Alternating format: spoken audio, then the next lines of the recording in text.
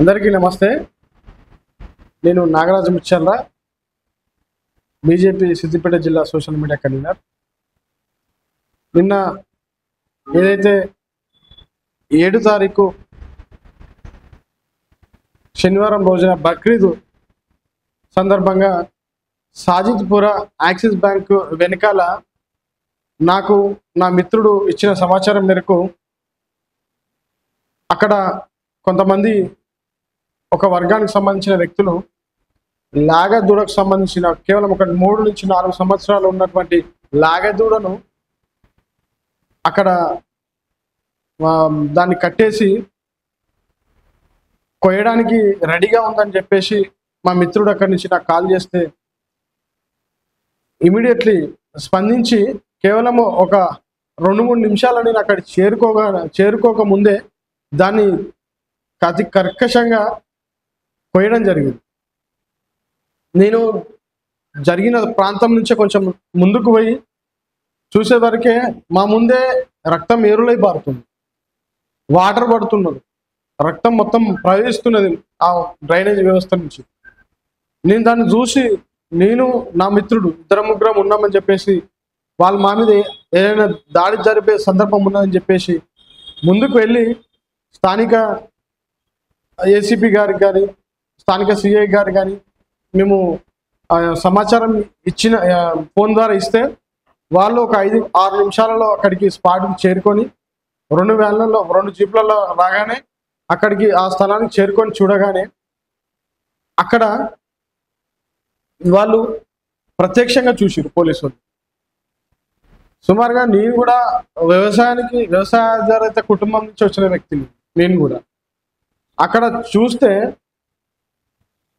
కేవలం 3 నుంచి 4 సంవత్సరాలు ఉంటుంది ఆ లాగదూడకు.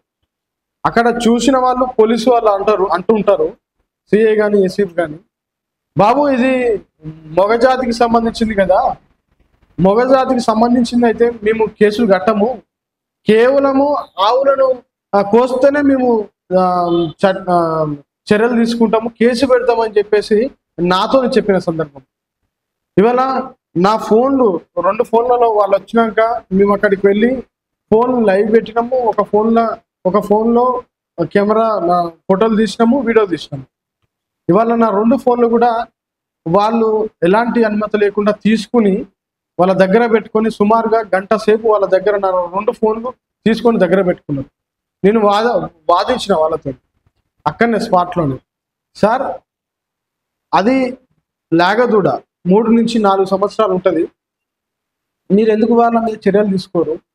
ప్రత్యక్షంగా చూసిరు కదా, మీరు రాకముందు నేను అక్కడికి పోయి లొల్లి పెడితే అది శాంతి భద్రతలకు విఘాతం కలిగించే చర్యగా మీరే మమ్మల్ని అంటారు.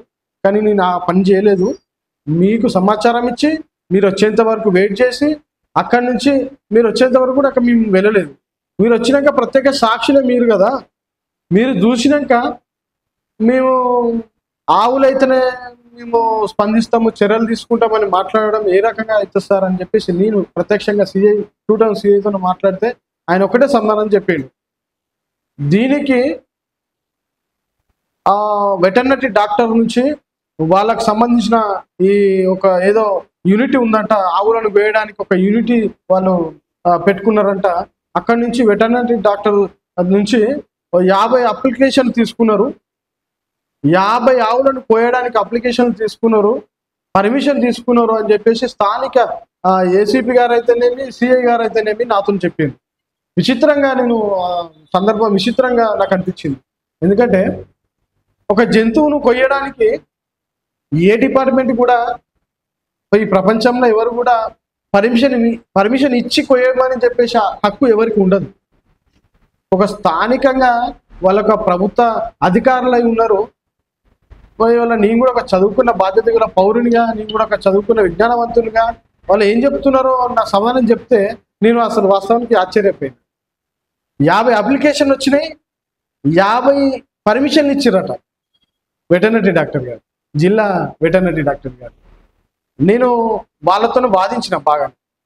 ఇంకొకటి 2వ పాయింట్ ఏంటంటే మగ జాతికి సంబంధించిన అయితే వాళ్ళు చర్యలు తీసుకోరట. మగ జాతికి సంబంధించిన వారు చర్యలు ఇదేంటి సార్, మనమంతా కూడా మగవాళ్ళమే కదా, మొగోళ్ళం అందరిని నిలబడించుదాం విత్ మన అందరితోని ఒక ఆడజాతి వాళ్ళని ఉంచుదాము. రేపు పొద్దుగాల జనాభా ఉత్పత్తి కావాలంటే ఎట్లా సార్ ఇది? ఎట్లా పాసిబిలిటీ అవుతుంది? ఇవాళ మగవాటినన్నీ చంపేద్దాం, రేపు పొద్దుగాల ఆవులనే బతికిచ్చి ఆ ఉన్నంత వరకునే ఆవులను ఉంచుకొని రేపు పొద్దుగాల వాటి జనాభా ఉత్పత్తి కాకుండా చేసే ప్రక్రియ కాదా సార్ ఇదని మాట్లాడు. ఇవాళ 3-4 సంవత్సరాల ఒక అది ఎద్దైతేనేమి ఒక దూడ, చిన్నలాగా దూడ, దాన్ని చంపితే అది దాని జీవిత కాలం మొత్తం కూడా 50 నుంచి 60 ఆవులను కనేంత స్థాయి దానికి ఉంటుంది. మరి దాన్ని ఎట్లా నిర్మూలిస్తారు సార్ మీరు? అది చిన్నది 4 సంవత్సరాల దాన్ని ఎట్లా మీరు చేస్తారు సార్ అని అడిగితే వాళ్ళు నాకు ఇచ్చిన సమాధానం అది. ఇంకొకటి, నా ఫోన్ ఎలాంటి అనుమతులు లేకుండా, నాకు ఎలాంటి నోటీసులు ఇవ్వకుండా నా ఫోన్లు తీసుకొని లాక్కొని గంట సేపు వాళ్ళ వ్యాన్లో కూర్చొని ఈ ఫోన్లు ఏమేమి ఉన్నాయని చెప్పేసి తనిఖీలు చేసి మొత్తం చెక్ చేశారు నా ఫోన్లు. వాళ్ళకు ఎక్కడిది హక్కు? ఎక్కడిది? పర్సనల్ ఉంటాయి ఫోన్లు. ఒక వ్యక్తికి సంబంధించిన, ఒక పౌరునికి సంబంధించిన పోలీసు వాళ్ళు ఫోన్ మొబైల్ తీసుకొని మీరు ప్రాపగండా చేస్తారు, మీరు సోషల్ మీడియాలో పెడతారు, లేనిది ఉన్నట్టుగా పెడుతుంటారు అని చెప్పేసి దురుసుగా మాట్లాడి నా ఫోన్ లాక్కొని విపరీతంగా ఆ ఫోన్లో ఉన్న డాటానంతా డిలీట్ చేసి చేయడం అనేది అది ఎంతవరకు నిజమని చెప్పేసి సమాజం ముందుకు తేవాలని చెప్పేసి ఈరోజు నేను మీ ముందుకు రావడం జరిగింది. అదేవిధంగా నేను పోలీసు వాళ్ళు మిత్రులు కొంచెం దూరం వెళ్ళాగానే మా ఫోన్లు డిలీట్ చేసిన మొత్తం ఫోన్లు మాకు ఇవ్వగానే నేను స్థానికంగా జిల్లా వెటర్నరీ డాక్టర్ గారు నెంబర్ తెలుసుకొని ఆ వెటర్నరీ డాక్టర్ గారికి ఫోన్ చేయడం జరిగింది.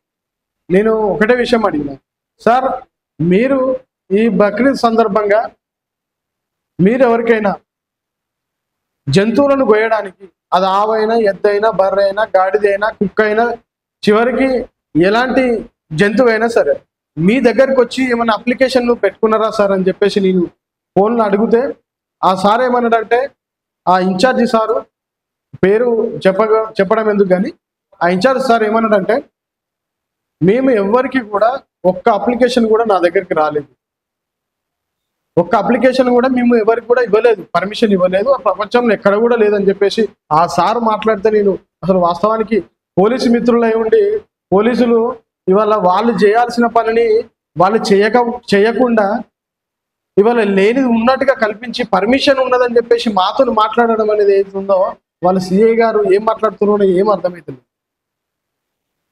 ఇవాళ పర్మిషన్ ఉందని చెప్పేసి మేము నిన్న సాయంత్రం డిసైడ్ అయినాము, 10 మంది పోయి ఏసీబీ ఆఫీస్ దగ్గర కూర్చొని నీ దగ్గర ఎలాంటి పర్మిషన్ ఉంది, నాతో అన్నావు కదా మీ దగ్గర పర్మిషన్ ఉందని, మీ దగ్గర ఉన్న పర్మిషన్ చూపెట్టు సార్, మేమంతా హిందువులమే, మేమంతా సపరేట్గా మలుసుకొని కూర్చుంటాము, మీరు కూడా హిందువే కదా, ఇష్టం వచ్చినట్టు కోసుకోండి, పర్మిషన్ ఉందని అంటున్నారు కదా కోసుకొని ఇష్టం ఉన్నట్టు. మీకు ప్రతి బక్రీద్కు మేము ఈ వాళ్ళ దగ్గర వెళ్ళి దానికి గొడవ ఎందుకు? తీసుకోండి, పర్మిషన్ తీసుకోండి, 100 కాకపోతే 1000 ఆవులను కోస్తామని చెప్పి పర్మిషన్ తీసుకోండి. అంటే ఇక్కడ పోలీస్ మిత్రులే మొత్తము పర్మిషన్ ఇచ్చినట్టుగా ఊహాగానంలో బతుకుతున్నారా? మరి ఎలాంటి ఈ సమాజాన్ని ఎటు తీసుకుపోతానని అనుకుంటున్నారు? ఏదో మీ దురుద్దేశంతో అక్కడి వరకు కేసులు క్లోజ్ చేద్దామనే ఉద్దేశంతో మమ్మల్ని ఏదో సమాధానం ఇద్దామని చెప్పేసి పర్మిషన్ ఉన్నది అని చెప్పేసి లేని దాన్ని ఉన్నది అని చెప్పేసి మాట్లాడడం అనేది పోలీసు మిత్రులు కొంచెం ఆలోచన చేసుకోరు. ఎందుకంటే ప్రతి బక్రీద్కి ఆవులను రవాణా చేస్తుంటారు, అక్రమంగా పోస్తుంటారు, ఇవన్నీ కూడా చూస్తూనే ఉన్నాం. కాకపోతే పర్మిషన్ అనేది అయితే ఉన్నదో అది పూర్తిగా తప్పు, ఎవ్వరు కూడా ఇవ్వలేదు పర్మిషన్. మేము తెలుసుకున్నాము, డాక్టర్ల నుంచి తెలుసుకున్నాము, ఇంకా వివిధ మార్గాల ద్వారా తెలుసుకున్నాము, పర్మిషన్ లేదు. లేకుండా ఇల్లీగల్గా ఆవులను అయితే వస్తున్నారో పోలీసులు మీరు చేయాల్సిన పనిని మీరు చేయకపోవడం వల్ల మాకు పని చెప్పాల్సి వస్తుంది, మేము తిరగాల్సి వస్తుంది. అదే హిందూ ధర్మ రక్షకులు కావచ్చు, లేకపోతే హిందూ ధర్మానికి గోమాత అనేది ఆ విలువ ప్రాముఖ్యత మాకు తెలుసు కాబట్టి మేము పోయి గోమాతను పోస్తుంటే మేము చూడలేక మేము దాని ఉద్దేశాన్ని మేము చూడలేక మేము పోయి అడ్డగిస్తున్నాం. మళ్ళీ మా హిందూ బ్లడ్ ఉంటుంది కాబట్టి మేము పోతుంటాం. సరే మీరు హిందువులా లేకపోతే ఇంకేమైనా డిఎన్ఏ ఏమైనా చేంజ్ అయిందా మాకు సంబంధం లేదు. కాకపోతే ప్రతి హిందువు అయితే ఖచ్చితంగా చూస్తే దాన్ని అడ్డుకుంటాడు, అది ఎవరైనా సరే చేస్తుంటాము.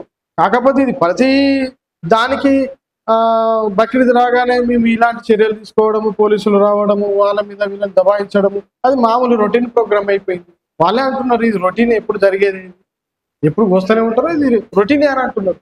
అరే అక్కడ తప్పు జరుగుతుంది సార్, దాన్ని అడ్డగించి వాళ్ళ మీద చర్యలు తీసుకోండి సార్ అంటే ఇది రొటీన్ అంటారు. ఇది ఎక్కడ సాంప్రదాయం నాకు అర్థమవుతుంది. ఒక అన్యాయం జరిగింది, దాన్ని మళ్ళీ జరగకుండా చూసుకోండి సార్ అని అంటే ఇది రొటీన్ అని అంటారు. అసలు ఎంతవరకు ఇది మన లోపాయికార ఒప్పందం చేసుకున్నారా మరి సిద్దిపేట పోలీసు? చెప్పాలి, సమాజానికి చెప్పాలి, హిందూకు సంబంధించిన సమాజానికి కూడా చెప్పాల్సి వస్తుంది. ఇలా ఒక వర్గానికి సంబంధించింది మీరు మాట్లాడడం అనేది ఇవాళ మీకే వదిలేస్తా ఉన్నాం. ఇంకొకటి మొన్న జరిగింది, మా విశ్వ హిందూ పరిషత్ నాయకుడు మీద యాదరి రాజారాం గారు సేమ్ ఇదే ప్రొసీజర్. ఒక 100 ఆవులను ఒక దగ్గర చేర్చుతా అరుపులను విని మా ఊళ్ళో ఒక 20 మంది పోతే ఆయనను చంపడానికి సిద్ధమైంది. విపరీతంగా దాడి చేసి కత్తులు రాడ్లు తీసుకొచ్చి చంపడానికి ప్రయత్నం చేసింది. మరి పోలీసులకు ఇవన్నీ కనబడడం లేదా? ఇవాళ అదే గజ్వేల్లో మొన్న ఒక 2 నెలల కింద గజ్వేల్లో ఒక అక్రమంగా కడుతున్నటువంటి ఒక ఇతర మతం సంబంధించినటువంటి గోడ కడుతుంటే దాన్ని జస్ట్ ఇట్లా నూపితే 60 నుంచి 70 మందిని రిమాండ్ చేసిన పోలీసులు ఇవాళ రాజారాం అన్న హిందూ ధర్మ రక్షకుడు ఎన్నో ఏళ్ల నుంచి కొట్లాడుతుండే హిందుత్వం కోసము. మరి అలాంటి వ్యక్తి మీద హత్య చేయడానికి కుట్రలు పన్నినటువంటి వాళ్ళని ఎందుకు మీరు అరెస్ట్ చేయరు? ఎందుకు చేయరు అని అనుకున్నా.